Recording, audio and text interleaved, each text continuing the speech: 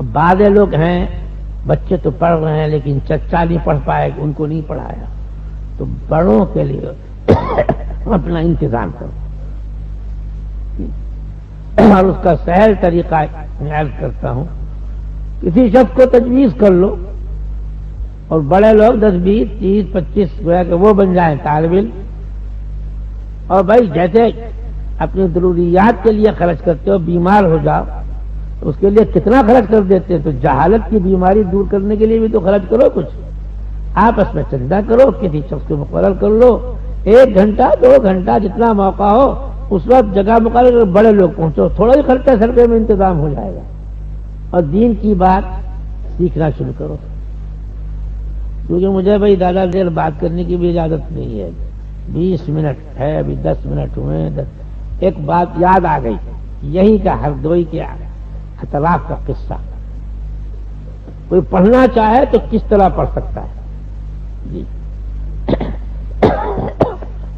ایک دفعہ میں نے جمعے میں قرآن پاک جامع مسجد میں قرآن پاک کی کچھ فضیلت بیان کی، ایک بات اور بتلا دو قرآن پاک کی یاد، کوئی پریشانی آ گئی، کوئی ضرورت آ گئی، کوئی کچھ ہے تو یوں تو دعا کرتے ہی آدمی، اب موقع بھی نہیں ہے وضو کرنے کا، پانی نہیں ہے، کیسے؟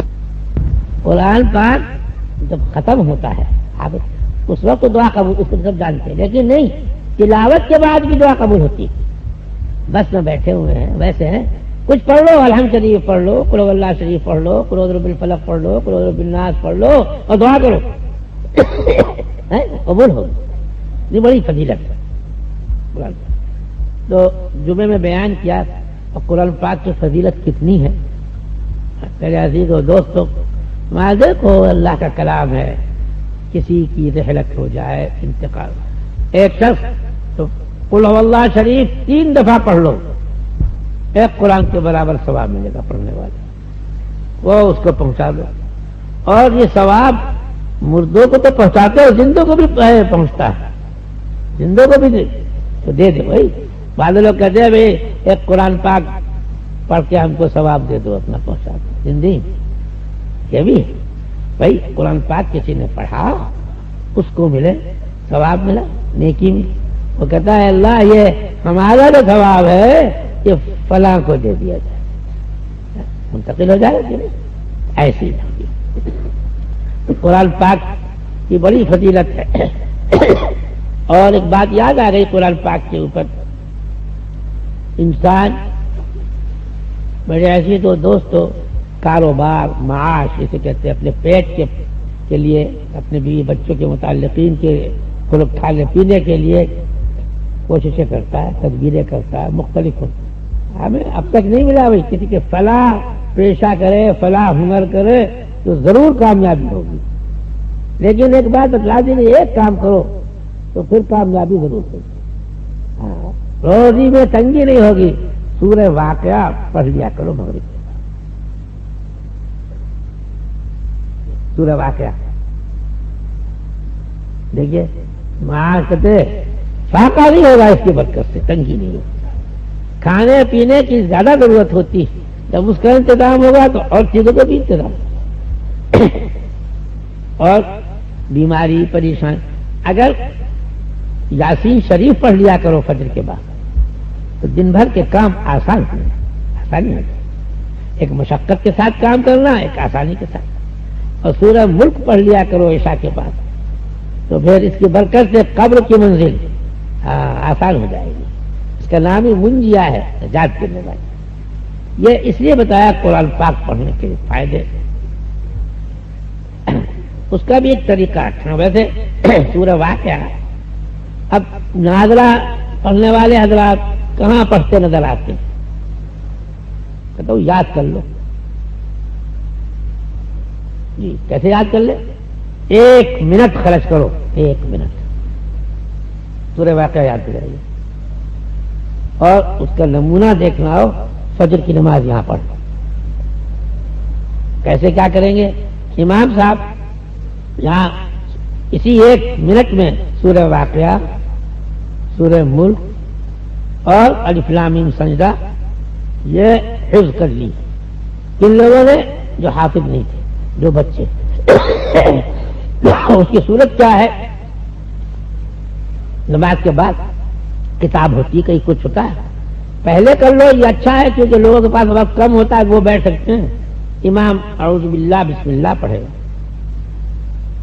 پھر کہے گا اذا وقعت الواقعہ، بس سب لوگ پڑھیں. اب نہ پڑھنا، ابھی نہیں، وہ مسجد میں ہم بتلا رہا ہوں. اس لیے آپ لوگ تو پھر نیچے ہیں، نیچے پڑھنے والا قرآن پڑھ رہا ہے نیچے بیٹھا ہے اور سننے والا اوپر ہے، کتنی غلطی کی بات ہوگی. اسی لیے اذا وقعت الواقعہ بس 3 دفعہ کہہ دے اور معنی بھی بتلا دے، جب قیامت آئے گی پتہ چل جائے گا حال. 40 سیکنڈ میں اتنا ہو جائے گا. اب بھائی اس کو یاد کر لو، 27 کے پارے میں نہیں پوچھ لو تو اذا وقعت. دوسرے دن لیس لوقعتها کاذبہ، اس کے واقع ہونے میں کوئی شک و شبہ نہیں. تیسرے دن خافضۃ الرافعہ، پچھلا بھی سنائیں گے اور یہ بھی پوری ایک آیت. خافضہ مانے نیچے پہنچا دینے والی، رافعہ اوپر پہنچانے والی. میدان محشر میں قیامت میں 3 گروہ ہو جائیں گے، 2 کو اوپر پہنچائے گی قیامت اور 1 کو نیچے گرا دے. اس طریقے سے یہ 1 سطر 3 دن میں یاد ہو جائے، آسان ہے. اسی طریقے سے اور چیزیں بھی ہیں. جو لوگ ہیں یہاں رہیں گے کسی اور محلے میں ہیں، فجر میں آ کے آ جائیں، باہر کے جو لوگ آئے ہوئے ہیں مقام بھی چاہے آئے، 1 منٹ کی کیا چیزیں ہوتی ہیں 1 منٹ میں سکھایا جاتا ہے. ہاں تم ہردوئی والا واقعہ میں سنا دوں، پھر وقت ہو رہا ہے پورا. تو بیچارے بیان کے بعد ملے، جیسے طریقہ ہوتا ہے، یا دھوتی پہنے ہوئے بیچارے، کہنے لگے صاحب ہمارے گاؤں میں تو کوئی پڑھا نہیں، ہم کیسے قرآن پاک پڑھیں اور سیکھیں. یہ پوچھا، میں نے پوچھا تم کیا کام کرتے ہو؟ کہنے کپڑے سیتا ہوں. یہاں سے کتنی دور ہو؟ تو ان کا ادرا جگہ ہے، جانتے ہو ادرا؟ یہاں سے 8 میل ہے، 8-9 میل، جتنی دیر میں. ہفتے میں 2 دن آتا ہوں، اتوار اور بدھ کو کپڑے. اچھا بھائی تم 15 منٹ نکال سکتے ہو؟ ہاں تو 1 گھنٹہ دے دے. نہیں 15 منٹ کے لیے مدرسے میں آؤ. اب جب تم اتوار کو آؤ تو ہم سے ملنا. وہ آئے تو میں نے کہا بھائی ان کو بھیج دیا درجہ قاعدے اور ناظرے میں، یہ 15 منٹ ٹھہریں گے، ان کو قاعدہ شروع کرا دیا، الف با تا شروع کرا دیا. اسی طرح وہ آتے اور میں نے کہہ دیا تھا کہ اب آیا کرو تاکہ معلوم و پابندی رہے، یا جایا کرو تو مل ضرور لیا کرو. تو وہ ملتے رہتے تھے. صاحب اسی طرح سے ہفتے میں آتے، وہ قاعدہ ختم ہو گیا، پارا بھی پڑھنے لگ گئے جی، قرآن پاک بھی. اب ایک دفعہ وہ نہیں آئے، کئی دن ہو گئے، 15 دن جو ہوئے، پھر ایک دفعہ نظر پڑے، ملے، بھی بہت دن میں آئے. کہنے لگے کہ اب ضرورت نہیں رہی. کیا مطلب ضرورت نہیں رہی؟ کہنے لگے کہ جب آپ نے ہمیں یہ بتایا تھا کہ سبق شروع کرایا، جو سبق ہم یہاں سے پڑھ کے جاتے، ہماری بیوی وہ بھی تو جاہلی وہاں، ایک لڑکی ایک لڑکا، ہم اسے وہی بتاتے پڑھا. یہاں سے پڑھ کے جاتے الف با تا، اور وہاں جا کے انہیں پڑھا دیتے. تو ہمارا روحانی قاعدہ ختم ہوا، ان کا بھی ختم ہوا. ہمارا پارا ختم ہوا، ان کا بھی پارا ختم ہوا. اب بات یہ ہوتی تھی کہ پہلے یہ تھا کہ اب بچے تو ذہین تیز بھی ہوتے ہیں، تو بعض الفاظ نہیں نکلتے، نہیں سمجھ میں آتے، تو وہ پوچھنے کے لیے آ جاتے تھے. اب جہاں کہیں اٹک ہوتی ہے تو لڑکا لڑکی بتلا دیتے ہیں، اور وہ تو فرفر پڑھنے لگ گئے. اب اور لوگ بھی گاؤں میں پڑھنے لگ گئے. دیکھو یہ تو اتنا آسان طریقہ.